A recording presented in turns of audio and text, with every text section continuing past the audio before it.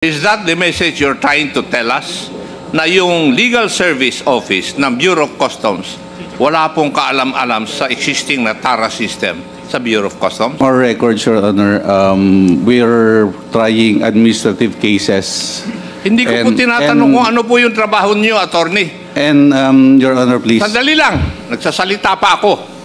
Malapit na kitang i-move to cite you in contempt. Bihira kong ginagawa yun, pero ikaw malapit ka na. Huwag mong i-sidetrack yung issue na pinupursu ko. Ang tanong ko is, why is it na yung tao, kasi ang tanong ni Mr. Guban kanina sa katanungan ni Honorable Ortega, bakit ako lang nakakulong, ako pang nakahuli? Hindi naman nakalabas sa customs yung illegal drug. Paano nakapasok sa customs illegal drugs na walang pagkakamali o pagkukulang yung mga taga-custom?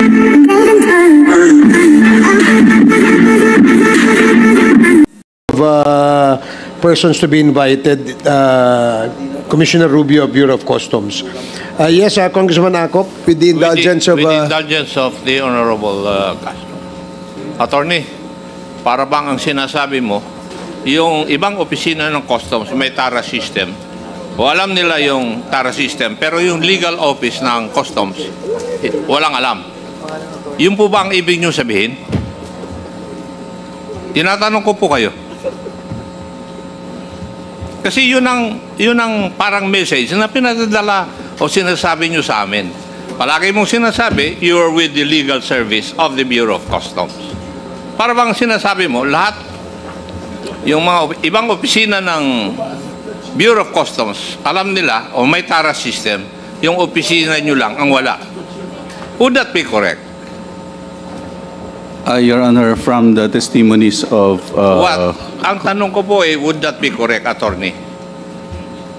Can I explain, Your Honor? Because from the testimonies of Commissioner Faeldon and Commissioner Lapenyan, Your Honor, it involves the processing of that is not my importations, question, Your Honor. Mr. Chairman. May I ask that the resource person appropriately answer my question?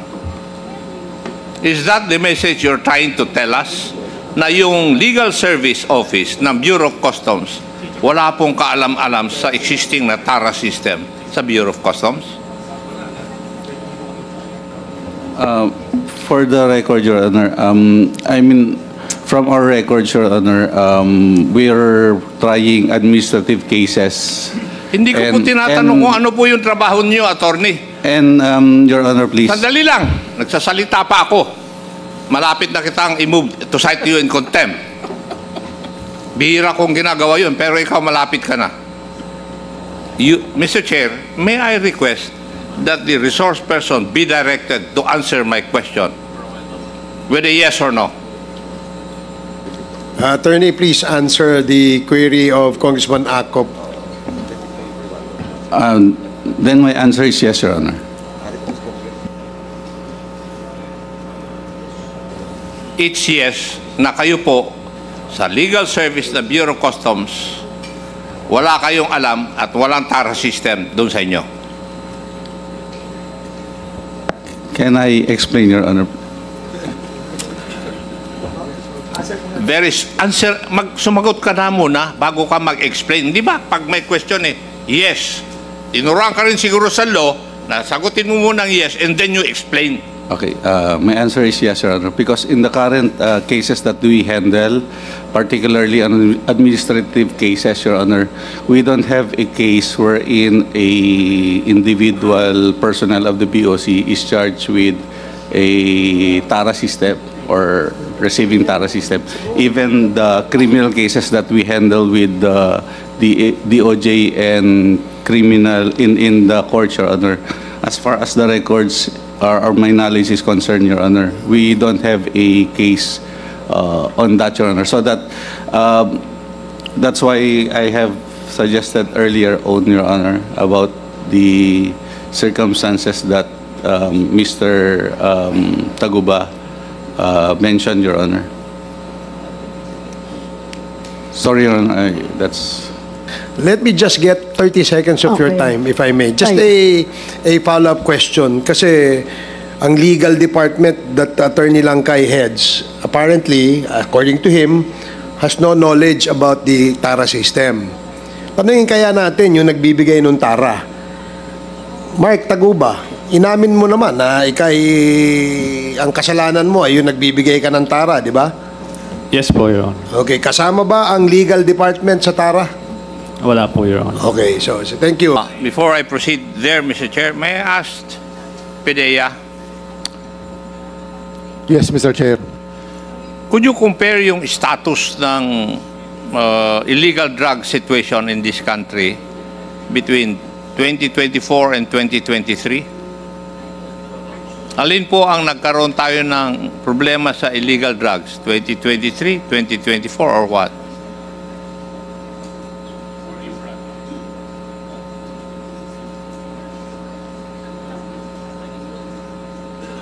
What will we compare, sir? 23 and 24? Yeah, for 2024, mas marami ba kaysa doon sa 2023 ang illegal drugs in this country? Ang huli ngayon, sir, is paliit ng paliit, sir. So it's improving. Yes, sir. Paliit na paliit yung huli namin ngayon, sir. O baka naman humihina kayo sa panghuli? Di, Di sir, ba pwede yun? nag-operate na, sir, yung PNP joint with PDEA. Kaya overall, sir, for 2024, sir, kaunti yung nahuhuli namin, sir. Ah, ganon. Yes, sir. Sige.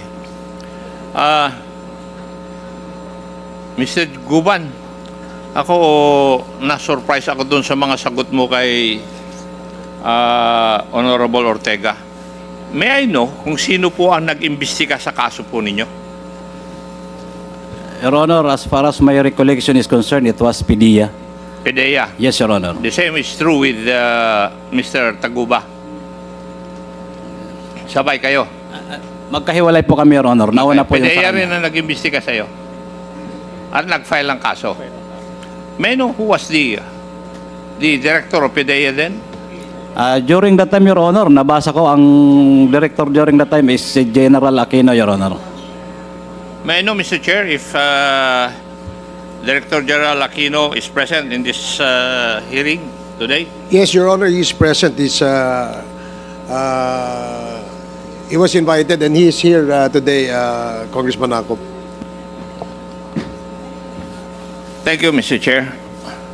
Totoo po ba yung sagot ni Mr. Guban na kayo po ang Director General ng PDEA when his case was investigated by your office? That's right, Mr. Chair. That's right.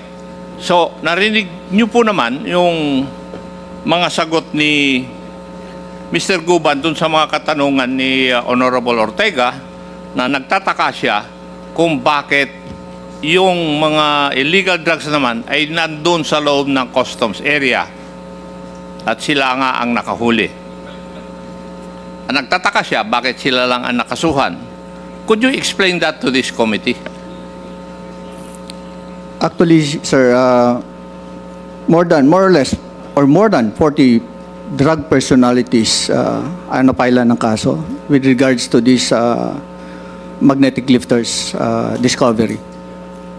Marami, sir, na hold, may mga Chinese, may Vietnamese, may mga personalities sa mga customs and all other personalities that is involved in that particular case. We're talking of yung drug haul, illegal drug haul na involved si Mr. Jimmy Guban. Yes, sir. Doon lang tayo, hindi yung ibang mga insidente. Yun na yun, sir. Yung discovery ng magnetic lifters. May I know how many personnel of customs were charged because of this incident? How many personnel who were, ano yun, sir? Oh, personnel of customs. Kasi sabi ni Mr. Guban, yung illegal drugs hindi naman nakalabas sa customs eh. Would that be correct, Mr. Guban? Yes, Your Honor. At kayo po ang nakadiscover doon. Kung tama yung pagkarinig ko, doon sa sagot nyo sa tanong ni Honorable Ortega. Yes, Your Honor. Di ba? Together Kayo with ni Colonel na Asierto and delayed, Colonel Fardo. Colonel Fardo at saka Colonel Asierto, Your Honor. Colonel Asierto, right? Yes, Your Honor. So, may no, kung ilan pong tao sa customs ang na-filean po ninyo ng kaso regarding this issue? Merong mga napailan ng kaso, sir, sa customs, particularly dun sa X-ray machines and all other departments. Hindi ko lang, sir, exactly yung alam kung ilan, sir, ang napaila na ng lahat ng personnel ng customs. Mr. Guban, what can you say about the answer of Director General Aaron Aquino? Your Honor, hindi pa ho na-X-ray yan kasi nahuli po yan sa loob mismo ng yarda ng Manila International Container Port.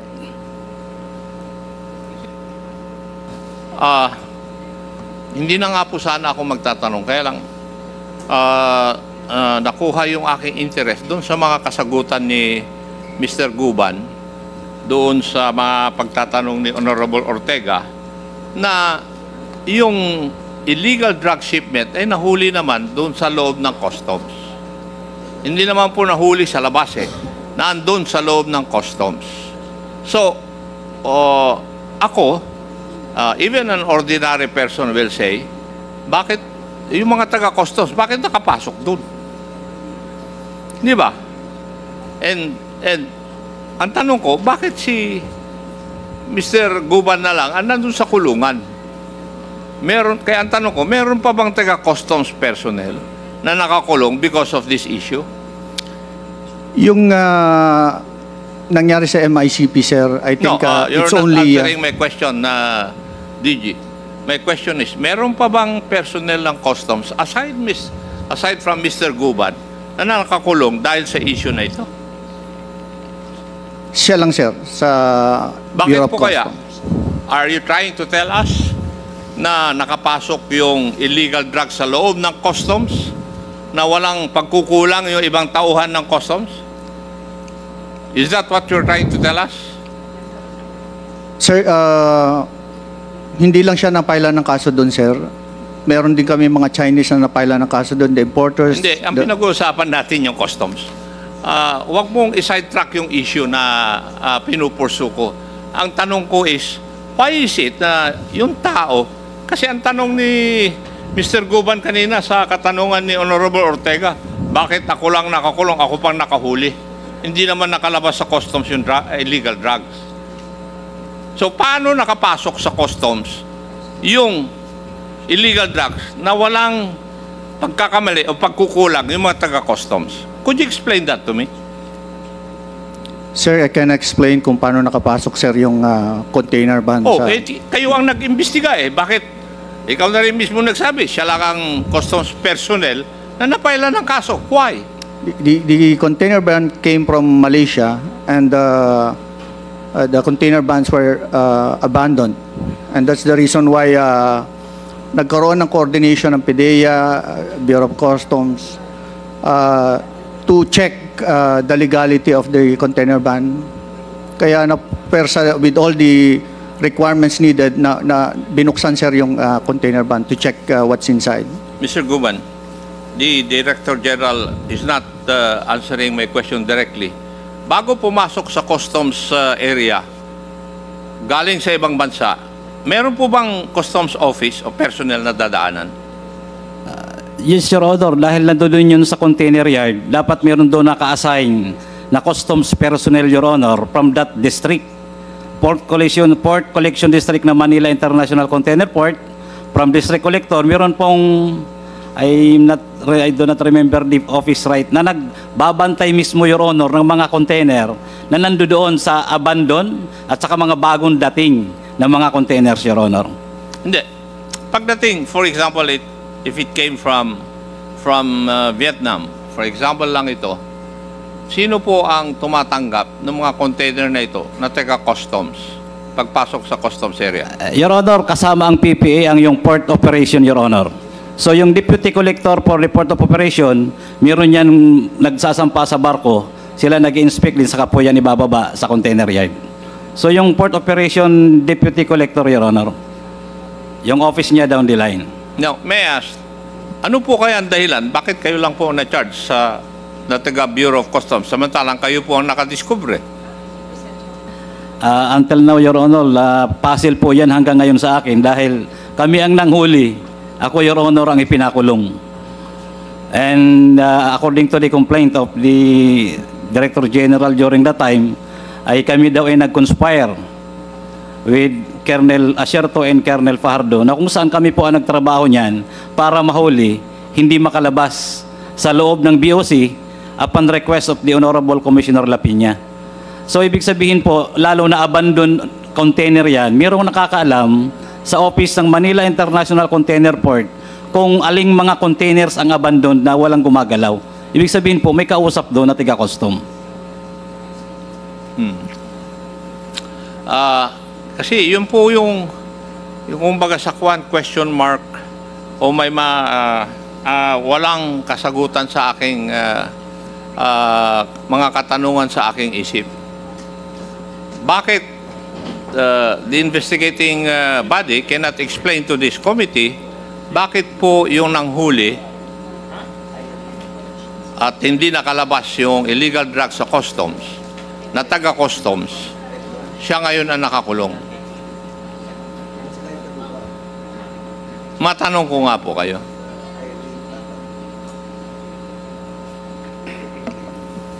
Meron din kasing na-discover kaming container van sir sa GMA Cavite na nakalink doon sa MICP container or the magnetic lifters. So dalawang magnetic DJ lifters Aaron, malayo po yung sagot nyo doon sa aking katanungan eh. Sir, kaya nga namin sila kinasuhin din because nakalink din sila doon sa kaso na na-discover namin sa GMA na 4 naman na magnetic lifters na discover namin. So these are the same magnetic lifters that was discovered in MICP. And perhaps sir, I can also ask the legal service of PDEA to determine the real reason, sir. I am sorry, sir. PDEA, what would be your answer to the request of former DG Aaron Aquino?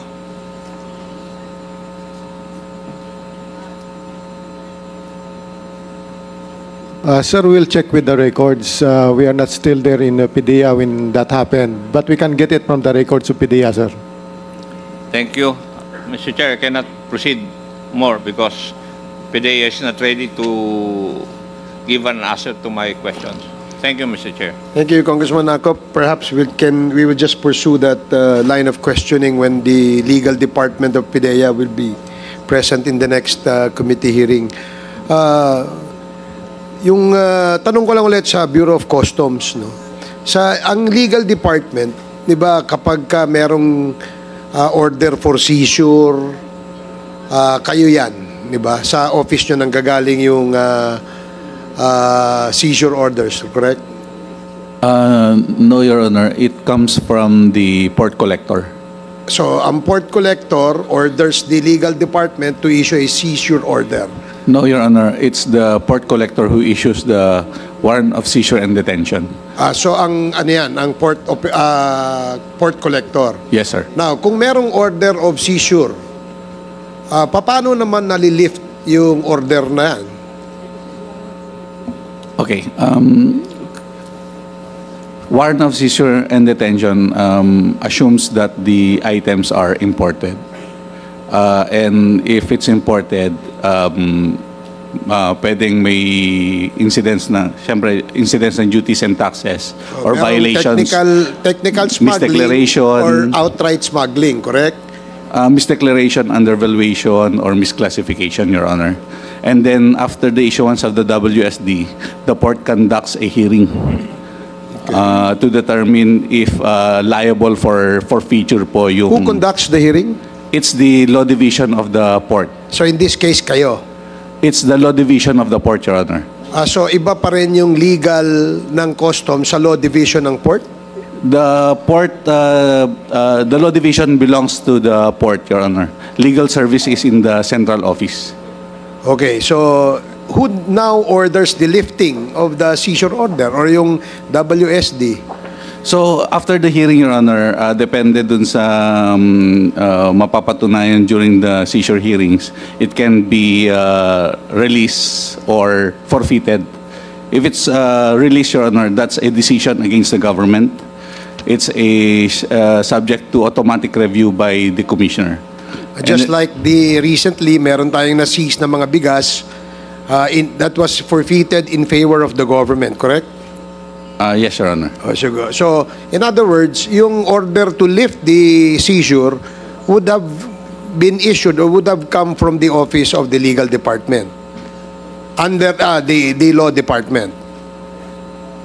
Upon its review, Your Honor, we make recommendations to the Commissioner of Customs. And then, we draft the recommendation, Your Honor, for the approval of the Commissioner. sige, we will just perhaps continue that line of questioning sa next because we can now proceed. Meron din ako itatanong din tungkol doon sa isyong yon. If I may. Okay, sandali. Kasi last interpellator si Congressman Acop sa topic ng drugs, but we can allow you for a short interjection, Congressman Dan Fernandez and then Congressman Paduano. Yes, sino ba ng mga nagko-conduct ng mga raids doon sa, halimbawa, na-issuean sila ng LOA? Di ba mga CIIS ang nagko-conduct? Primarily, Your Honor, the intelligence group who... Intelligence group of what division? Of the Bureau of Customs, Your Honor. It's a group. Ano pangalan ng group nila? Intelligence group, Your Honor. CIIS. Yun na nga, yun na sinabi ko kanina. CIIS. Sila yung nagko-conduct. Kaya nga, Mr. Chairman, siguro kailangan po natin maimbita. Sino ang head ng CIIS ng Port of Manila and ng MICP?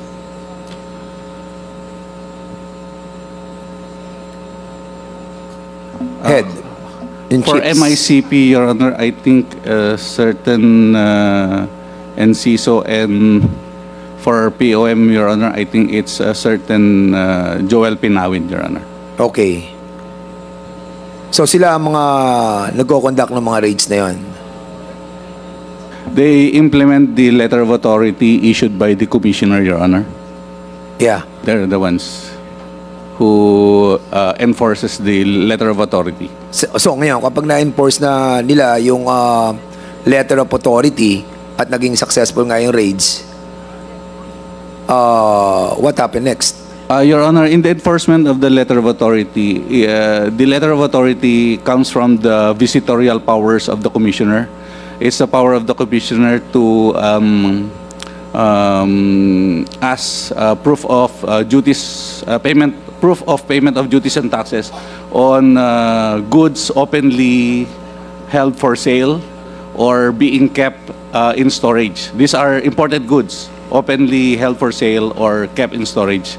So with the letter of authority, the enforcement of which authorizes the officer of the Bureau of Customs to enforce it, to ask for the submission of proof of payment of duties and taxes, Your Honor.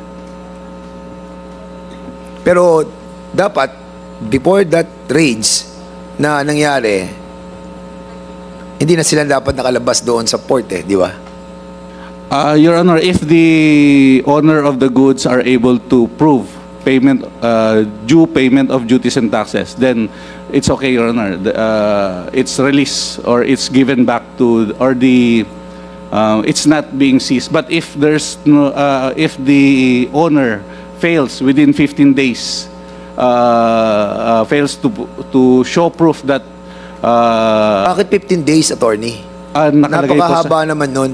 Nakalagay. Ano ba yan? Room for negotiation? Kasi pag 15 days, you can do anything Or bakit 15 days ata? Samantalang kung mapapakita mo na meron ka ng mga dokumento, right away. Di ba? Para walang room for negotiation. Kasi yun ang nangyayari Di ba? Your Honor, the 15-day period is provided for in the CMTA under Section 224. Nang? CMTA, Your Honor. CMTA. Customs Modernization and Tariff Act. Kaya nga, we need to amend that. Dahil kung 15 days, napakahaba nun. Di ba? So, Mr. Chair, I think we need to dig deeper dito sa sa isyong to kasi medyo dito tayo nakakakita ng window ng ng problema. At kung walang mga naparusahan sa BOC employee na nakapag-issue mga commissioner ng LOA saka ng SWD. Tingin ko dito, Mr. Chairman, dito tayo na naiisahan ng mga nagtatarang yan sa BOC. Maraming salamat po, Mr. Chairman. Thank you, Congressman Dan. Yes, as I said earlier, pagpapatuloy natin yung topic na yan dun sa next hearing natin dyan sa Bureau of Customs.